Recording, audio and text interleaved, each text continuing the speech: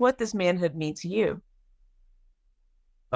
Manhood means to me the opportunity to um, be able to be a leader in my home, in my community, and to uplift other men who are about to enter into manhood, but also be there as support for other men like myself who are currently in manhood, because the mentorship cycle doesn't stop because you reached manhood.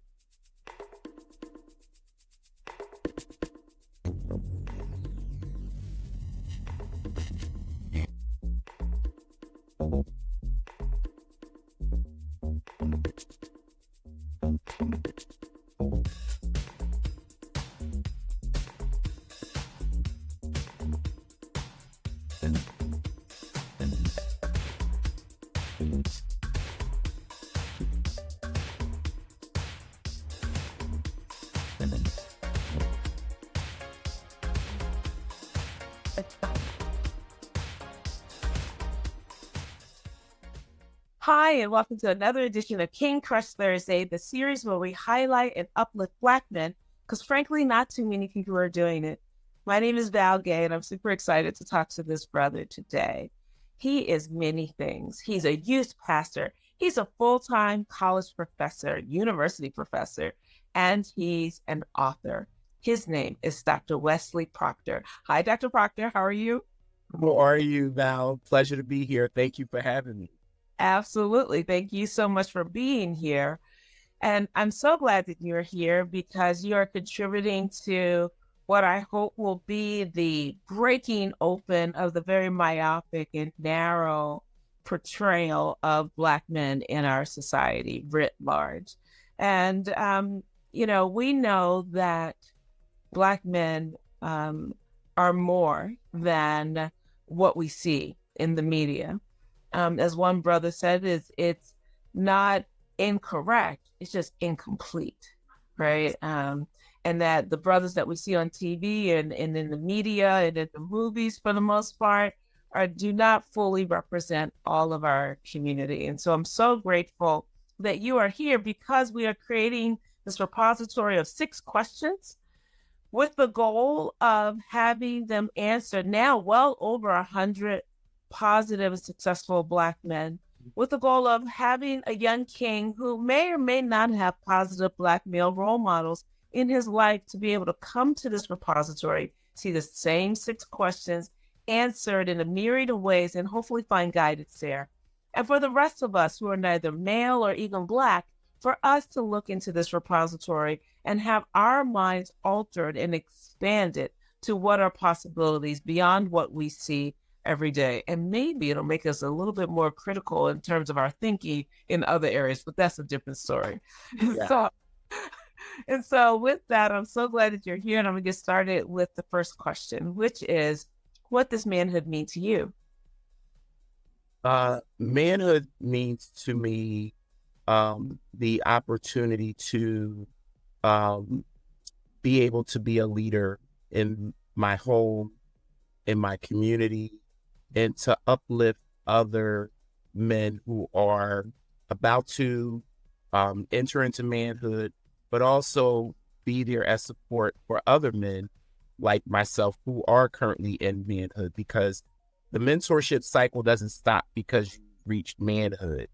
If I could drop that wisdom, we as men need the support, the guidance, the fellowship with other men, because it helps us not to be isolated in our issues, but more importantly, it gives us a support system to know that someone that looks like me, who has the same gender as me, goes through the same things as I do.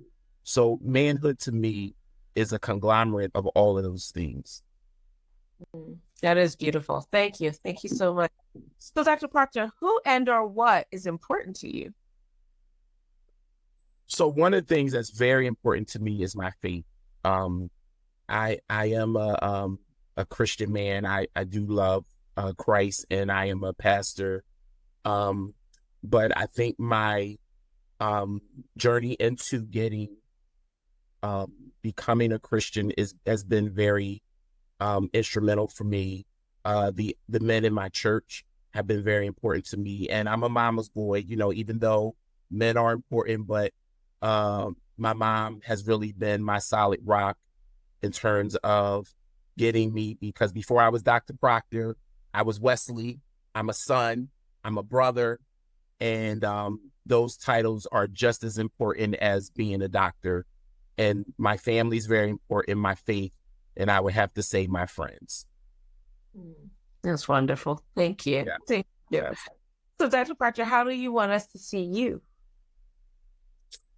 I think when I interact in dialogue with other people, I would want them to see me as someone who's kind, someone who cares, someone who's willing to help. Because I think I was just sharing this with my class not too long ago around being kind. You could really go a long way just by being kind to people. And I don't always hit the mark, but I always try to make it a practice to show some kind of act or love of kindness. And that is really how I want to be seen. Like, for example, today, I was in the McDonald's line drive-through getting oatmeal for my mother and I, because I usually have breakfast with her in the morning before I go teach. And there was a car behind me, and I told the attendant, I said, listen, pay for the person's food, use my card to pay for the person's food behind me. And he was like, sir, it was like $18, $19. I was like, well, I don't care, just pay for it, because you never know what people are going through. And sometimes extending kindness will take their mind off of the situation that they're facing, but more importantly, remind them that there are people out there that really do care or really are nice, because everybody's not nasty or mean or racist. There are some nice people out there. And I think that needs to be portrayed more often. And I think that's how I want to be seen, as someone who is kind. Even if it never comes back to me, I'm okay with that, because I've been extended a lot of kindness in my own life to know that it went a long way for me to be where I am. That's excellent. Excellent. It's a spiritual law. It's coming back to you. It may not come back to you, but in the form of a $19 McDonald's bill, but it's coming back to you. I'm just saying. Absolutely. And it's funny, Val, you brought that up, because I created a nonprofit called Wesley Proctor Ministries. And one of the things that happened to me that was very tragic is that my brother was murdered. And through that loss, it really taught me the preciousness of life, and how I did not want to see other Black brothers go through what my brother went through. It was a drug shooting. It went bad. He got shot once in the chest, and he died at the age of 19. So I'm very, very passionate about our Black men, because one, I've experienced loss, but two, I always want them to know that I see them beyond where they are. So I do a whole lot of mentoring. I do a whole lot of empowerment, but I never want to make another man feel, because I'm a doctor and I've been blessed with all of these things. The things don't make me, and the accomplishments are wonderful, but at the same time, I'm a man like you're a man, and we need each other. And the only way this is going to work is if we both commit to being there for each other. And I think that's very important. And it's ironic, and I don't mean to take it up a lot of time, and I'm gonna be quiet, but it's ironic how two women could be really close and no one says anything. But if it's two men, you got to be gay, you got to be sleeping with the guy. And it's just warped how our society think. And I think more of our men would open up. There would be more mental health healing. There would be more things accomplished through us if we would just be able to feel comfortable to let our hair down with another man, whatever that looks like. I'm not here to put a boundary on it, but I am here to say we need guidance. We all need mentorship. We all need help sometimes. And there's nothing wrong with that. I agree. Here. Like, part of this whole series is really around, and I didn't say it explicitly, but inserting humanity back in manhood, Black manhood, and the humanity that I see and experience every single day I want other people to see and experience it also. And for the people who are the objects, my father, my brother, Dr. Proctor here. That's right. That's right. For your humanity to be seen and experienced fully, I think is really important. And that's one of the reasons we're here. Which brings us to question number 4, which is, what is your epic dream?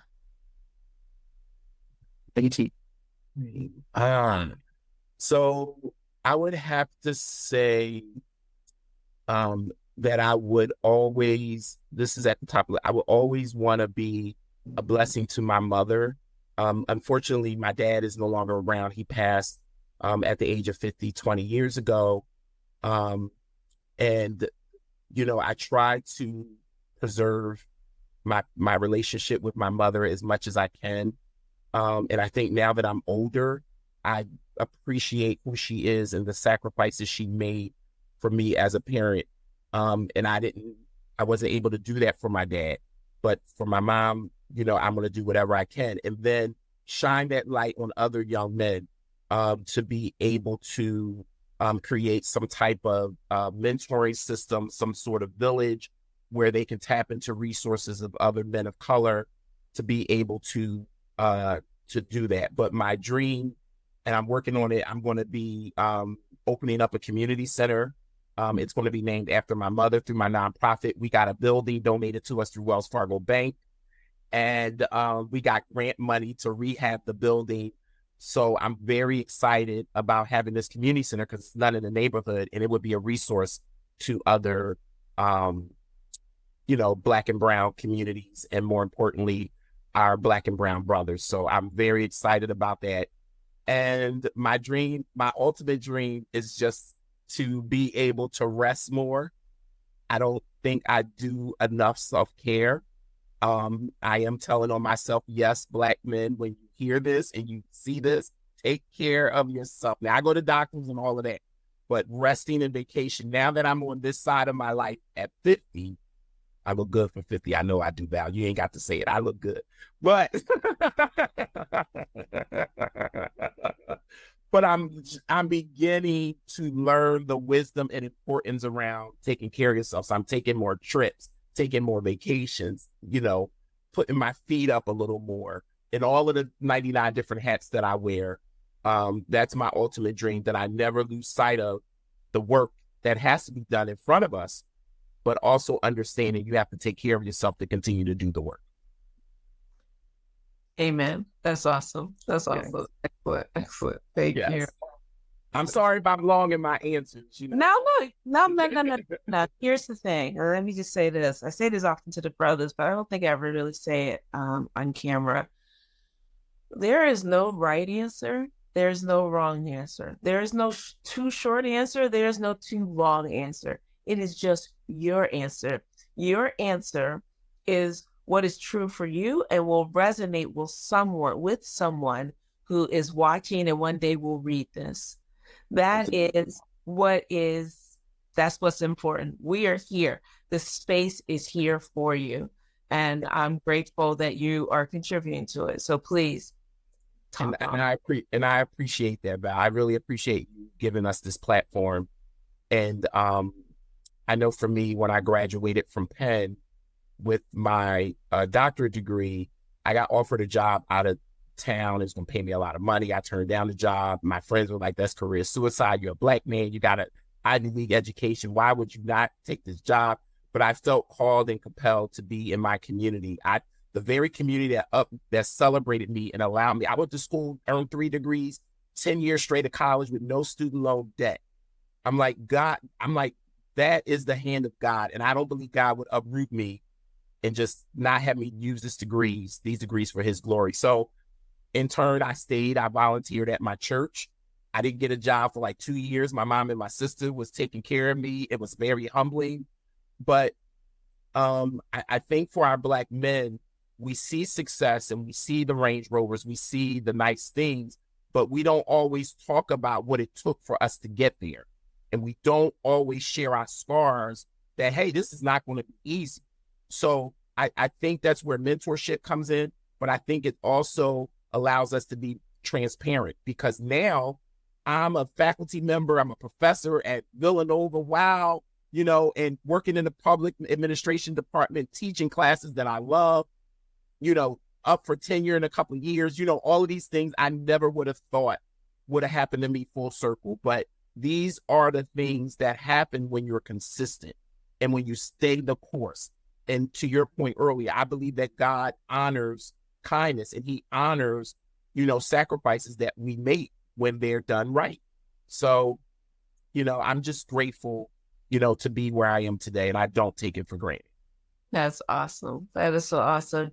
You have led us right into question 5, even if it wasn't the next question on the list, but it is, which is, and you've been telling us who you are implicitly.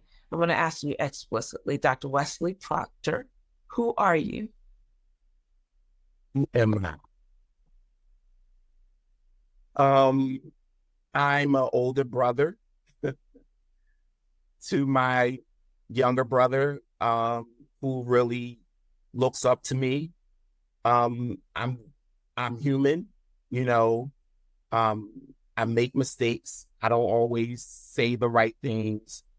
I get tired sometimes, of the struggle of our Black men and really trying to help them and elevate them. But I also know, as a youth pastor for almost 20 years, it's something that, God has called me to. I'm a person with feelings. I love very hard. I give a lot of myself because I want people to know that things don't make you, they come and go, but I'm willing to share my resources with others. And I'm a down to earth person. I like Whitney Houston, I like R&B music, I, I enjoy fine dining. I like Burberry. I like Christian Louboutins, I like nice things. So, while I do all of those things, this is who I am, and I'm not going to apologize for my success, because people don't know what it cost me to be where I am at the same time. So I'm a brother, I'm a son, I'm a friend, and I'm just Wesley. That's awesome. That's awesome. Excellent. Thank you so much. So here we are already at question 6, which is there anything that I should have asked you that I didn't, or you wanted me to ask you that I didn't? In other words, what did I miss? Well, one thing I enjoy is the nonprofit. I set up businesses for people who have dreams, and I'm very blessed to be able to be a part of their dreams. So I set up nonprofit organizations for women who survive breast cancer and want to bring awareness. I set up mentoring programs. I've set up churches for people called into the ministry, and really getting that fulfillment of watching their dream come to pass, that I had a little part in that. I've been blessed to set up over 1,500 nonprofits from the state and federal side. I teach it, I live it, I breathe it. Some people will call me an expert in the nonprofit sector. But I think I enjoy helping other people dreams come true, and I love paperwork. So I love the idea of being able to keep people legal. So I'm like, did you file your 990? Did you do your annual report? Did you declare your election for your LLC? All of those things, I'm the one that's going to ask. So it's a joy to be able to be blessed with those kinds of skills and to be able to help other people's dreams come true. But more importantly, as I'm helping them, they're also helping me, because those funds that they give me and retain me to do their paperwork, I use, and I've established a book award in memory of my brother, where we give book money to inner city public high school students in Philadelphia going on a vocational school in college. And we have a big event at the end of the year and really celebrating them. And I love that part of me, to be able to give back. So those are just some of the things that you might not have known about me, but I do love doing. That's a part of me. So, yes. That's beautiful. It's absolutely beautiful. And I really appreciate, the many facets of you and how you are in the world and how you're showing up in the world. And so I honor you, my king, and I pray that your epic dream absolutely comes true and that you will continue to grow deeper and wider as your kindness spreads and your impact goes deeper into our community, and that there will be additional brothers looking up and sisters looking up to you, and holding you in esteem. I'm so grateful for you. So thank you for being here today. Thank you. Thank you. And thank you for the great work you're doing. I'm so honored to be a part of your vision. And I appreciate you. Again, I know I said it earlier and we said it offline, but I appreciate you even selecting me to be a part of your vision. And I appreciate the work that you're doing. So please keep doing it because we need you. Oh, thank you. Thank you so much. You stay right there because I want to thank the audience for joining us today. I really hope you enjoyed this conversation as much as I did. And if there is a successful Black man in your life who you want to highlight in this forum, please click the link below or in my bio. Fill out the nomination form and we'll take it from there. We are well over 100 amazing brothers who are answering these same 6 questions. And I should say, success, I say it all the time, does not equal what someone does for a living. They may be a pastor and a full-time college professor and an author or not. What's really important is the content of their character and the impact that they are having on their community, starting with the nuclear family to the larger community and everyone in between. We want those brothers also to contribute to this repository. And so please, next week, stay tuned for yet another amazing king. And in the meantime, please remember to spread love and have a great day. Thank you so much. And Dr. Proctor, thank you, thank you, thank you. Thank you, my queen.